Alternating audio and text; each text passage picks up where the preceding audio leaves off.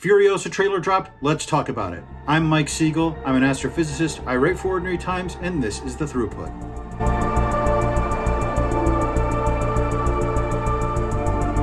So I'm going to divide this video into a couple of sections so that you can skip ahead if there's parts that don't interest you. I'm going to talk a little bit about the 2015 film Mad Max Fury Road. I'll talk a little bit about the science. Yes, there is science in Mad Max Fury Road. Then we'll watch the trailer, I'll react to it, have a few thoughts, and we'll close it out. It's going to be a little bit of fun. So Mad Max Fury Road is probably one of my favorite films of our young century, and I think objectively, as I can be, one of the best. Everything in the movie is good. The acting is fantastic all around, especially from Charlize Theron and Tom Hardy. I love the way the script is written. It is a minimalistic script with minimal dialogue, but keeps you aware of what's going on and drives the plot and has a surprising amount of narrative and emotional heft to it. One of the great things about this movie is you don't have to have watched the first two movies to enjoy it. When this first came out, a friend of mine said to me, "You have to watch this movie. You have to go right now and see this movie." And I said, "Well, I last saw The Road Warrior 30 years ago. I barely remember it. Do I need to watch it to understand what's going on?" And he thought about it and said, "No, absolutely not." And I went in mostly cold and didn't miss a beat. And of course, it's beautifully shot. The action scenes are amazing. There are plenty of videos on YouTube that will walk you through the action scenes about how Miller keeps things centered so that you can tell what's going on, how he made sure they had continuity between shots. So if a car was moving this way in one shot, it was still moving that way in the other shot. How he has action between cuts going left to right and right to left. That's mostly due to his wife, Margaret Sixel, who edited the film and won an Academy Award for her editing and a deserved Academy Award for her editing. I love the emotional weight. I never expected a Mad Max movie to make me emotional, and this one did. The score for this movie from Junkie XL is fantastic. I listen to this while driving or working out or just sitting at my desk. It's a wonderful score, kind of minimalistic score in many ways, kind of like the Phil Glass movie I've played over a couple of my shorts, but just really well done and really suited to the kind of movie that this is. And one of the things I like about it is that there are videos out there that will talk about some of the deeper meanings of this, about abuse and trauma and feminism and objectification and things like that. And it has those layers to it, but you don't have to see those layers if you don't want to. You can just enjoy it as a crazy, entertaining action film, and that's it. And so with Furiosa coming out, I was very intrigued to see if Miller can replicate that formula. I'm trying not to get my hopes up because it seems like Fury Road is kind of a once-in-a-lifetime achievement, and it'd be really hard to match that level, but we'll see what they do with it. There are two aspects of this movie I want to talk about the science of. Let's just dive into, there's one scene and one background issue. That's what you call a satellite. Miss Kitty told us about those. They used to bounce messages across the earth. Shows. Everyone in the old world had a show. Do you think there's still somebody out there sending shows? When you're in a dark sky, and if you're in the post-apocalyptic world, everywhere is a dark sky, you can actually see satellites go through the sky. If you go out on a dark night and look up at a clear sky, you might see flashes of light. That would be a meteor. But then you'll see what looks like a star slowly moving through the sky. That's a satellite. And if you go to certain websites, I've linked them in the description below, you can find out when the Hubble Space Telescope or the International Space Station are passing overhead. When I went to the shuttle launch for the HST servicing mission, shortly before the launch, the space station passed overhead and you could see it. And there was sort of a rustle through the crowd right before launch that, oh wow, this is like, we really feel like you're in a space age, seeing the space station and then watching the shuttle launch. So it is quite amazing. And those satellites, whatever apocalypse were to hit the world, those satellites might orbit for quite a long time, depending on how high up they are. Low Earth orbit satellites might last for years or decades. The higher up you go, the more they're going to last. Eventually, they will all re-enter because the Earth's atmosphere extends way out and they will get that atmospheric drag that will slowly reduce their orbits and bring them back in. But decades afterwards, yeah, you would see satellites. And what happens is at night, they pass out of the Earth's shadow into the sun's illumination, and then they pass back into the Earth's shadow. So what you'll see is they'll appear, move across the sky, and then disappear. So I really like this scene. Another instance of this movie where it takes a moment to breathe and let you feel the situation and the characters and have a moment before getting back into the next crazy action scene. So really love this scene. Now, the other issue I want to talk about was the story we are given in the first three Mad Max films is that there was a oil shortage, which caused a crisis, which eventually caused a nuclear war. They sort of retcon that in this movie to be a water shortage that caused a nuclear war. But the idea is that there was some kind of nuclear exchange that created this. Even though this is canon for the Mad Max world, as far as I can tell, I have not read the comics or the backstory, so I'm basing this on what people have told me. I am dubious that that would cause this kind of level of destruction. Even a nuclear war, as bad as that would be, would not cause this kind of mass extinction, especially as later in the film, they go out onto a flat area with lots of salt, and Max tells them that they can drive hundreds of days in one direction on motorcycles, although I don't know where they're getting all the fuel from, and they would still find nothing but salt. That implies a dried out ocean, that the Earth has lost all of its salt water even, and that these are ocean beds, or at least sea beds that they're encountering. Even the worst exchange of nuclear weapons would not result in drying out the oceans. And even global warming, as bad as that might be for human civilization, would not kill the Earth like this. It might return us to an age where the Earth was uninhabitable for humans, where it's much hotter, much wetter, like it was in the Cretaceous or something like that, where you had way more carbon dioxide in the atmosphere. But it would not cause this kind of devastation. Being an astronomer, I tend to think of these things astronomically. And so I wondered what kind of cosmic disasters could cause this. Maybe something that happened simultaneously with the nuclear war, or that fed the nuclear war because of water drying up and causing ecological catastrophe that led to conflicts that eventually led to the nuclear war. And there were two I came up with. One was that the Earth's orbit has changed. There are long period changes in the Earth's orbit, not necessarily moving it closer or further from the sun, but changing the shape of that orbit and the tilt of the Earth, what we call Milankovitch cycles. And those can have an effect on the climate, driving it warmer or colder depending on what changes are going on. This has sometimes come up in global warming debates where people cite this as maybe humans aren't causing global warming, but we actually understand the Milankovitch cycles pretty well and can measure the Earth's orbit really precisely, so we don't think that's what's going on. But if you had some change in the Earth's orbit, moving it maybe a little closer to the sun, or making it a more eccentric orbit where during its closer passages to the sun it was closer and the amount of solar radiation increased, you could cause this kind of environmental devastation. The Earth exists in what we call the Goldilocks zone. It's close enough to the sun that you get liquid water, but not so close that the liquid water evaporates and is heated up and you get a runaway greenhouse effect like you do with Venus, where you have this thick cloud layer that traps heat and boils more carbon dioxide out of the rocks, that then increases the heat, that boils more water and carbon dioxide out, that increases the heat, and you get a runaway.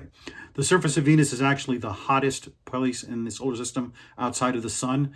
It's hot enough on the surface to melt lead, and so we would not be able to land on there, and it's because it's just a little too close to the sun. These kind of changes would not happen randomly, but you could have, say, a rogue star or a rogue planet pass through the solar system that could disturb the orbits of the planets, change Earth's orbit just enough to make it get desertified like this and have all the water evaporate and increase the amount of solar radiation. We do know that planets migrate. When we first started looking for planets around other solar systems, we expected them to be very much like our solar system, where you had rocky planets in the inside and gas giants on the outside. And there are very good reasons for that, that when the sun was settling down, it was very hot in the inner regions, so volatiles like water and methane and so forth could not stay in the inner solar system, whereas in the outer solar system, it was cooler, so those materials could accumulate around the planetesimals, forming the gas giants.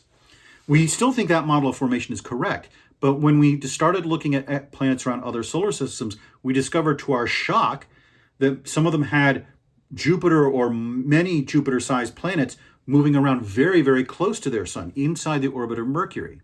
What we now think can happen in a star system is that the planets form the way they did in the solar system, but then they can migrate over time because of interactions between the gravitation of the planets. We actually think that happened in our solar system, that at some points the planets moved in and at some points they moved out. So we now believe that solar systems are very dynamic. Now, our solar system is very much settled down, so we don't expect this change to happen. But if you had a rogue planet pass through, or a star pass by, or a black hole pass by, it doesn't even need to get that close to disturb the orbits just enough to push Earth closer in. The other thing that I thought of that might cause this would be the disappearance of the Earth's magnetic field.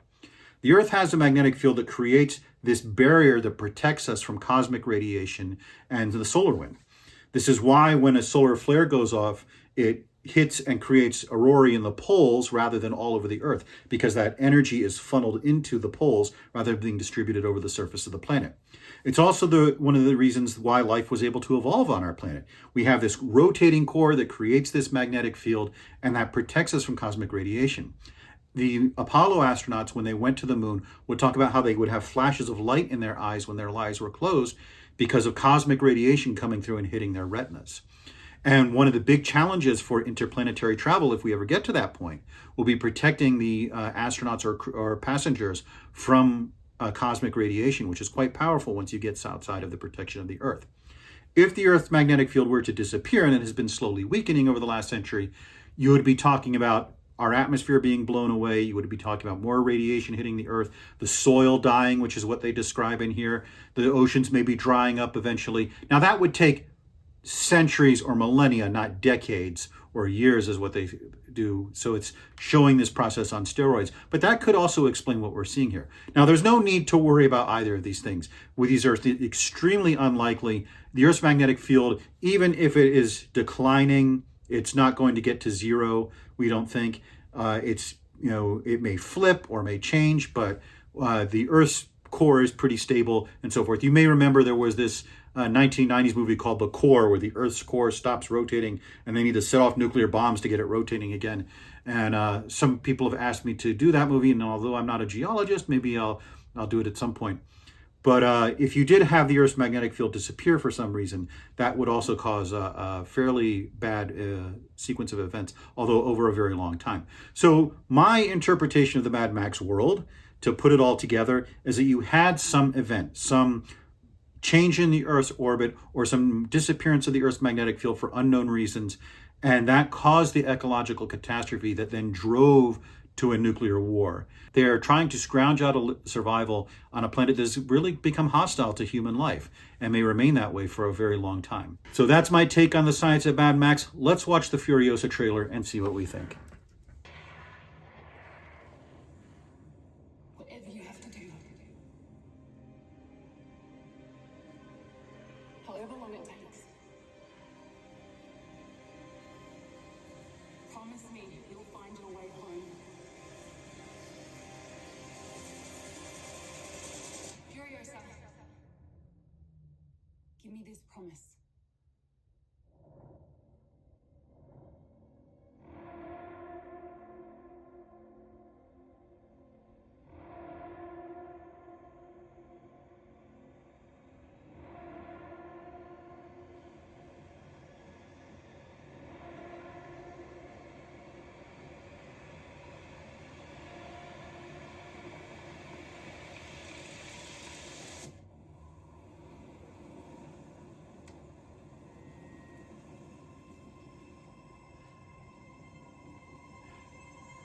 Oh, Hemsworth's having a blast.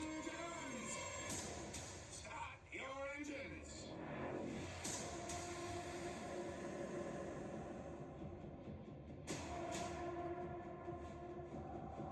Young Immortan Joe.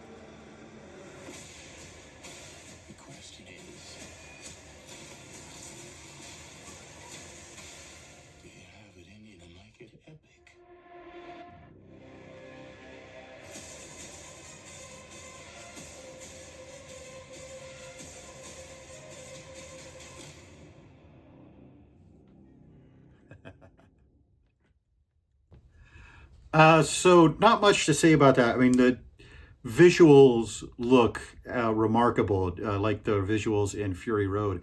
As I said, Mad Max Fury Road had some of the most startling and beautiful visuals we've seen in a movie in a long time. And the clarity of the movie, where you could see what was going on. It wasn't, shrouded in darkness and so forth, so you couldn't see what was happening.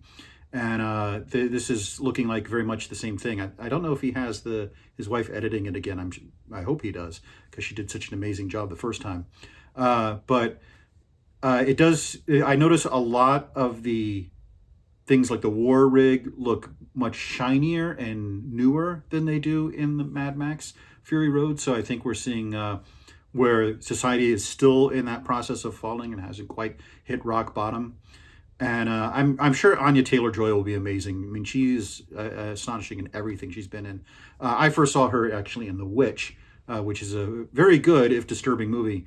And of course, now she's very famous for The Queen's Gambit, and I'm sure she can do a great job here. And Hemsworth just has that gravitas that any movie he's going to be in is almost certain to be worth watching. Not just the Marvel's MCU, but if you've seen Rush, he was very good in that. So they've certainly got the cast, they've certainly got the director, they've certainly got the team together. I guess we'll just have to see if this lives up to the hype. But I'm trying to temper my expectations just because Fury Road is so good. As I said, I think one of the best movies of our young century, that I think it's going to be really hard to match that. So even if it's not quite as good, it's going to be a little bit of a disappointment maybe. But I think Miller gets the benefit of a doubt given what he's accomplished so far, and given the cast and the crew and the trailer now showing some of the early visuals. There are reasons to hope that this will not, if not necessarily match Fury Road, at least be a really good, entertaining film for 2024. So that's my thoughts on it, and my thoughts on the science of Mad Max. The long-awaited video I promised you is in the editing bay and will hopefully come out next week. But until then, I'm Mike Siegel. I write for Ordinary Times. Thank you for watching.